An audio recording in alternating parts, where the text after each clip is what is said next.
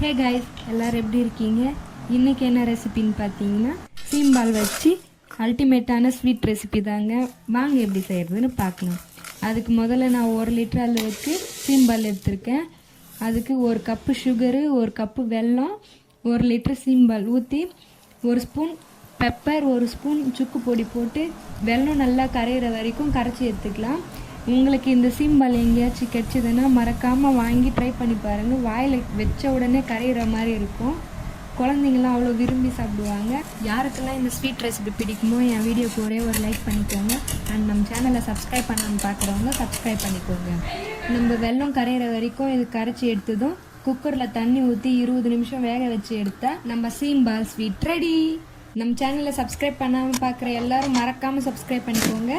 Thank you for watching. Bye.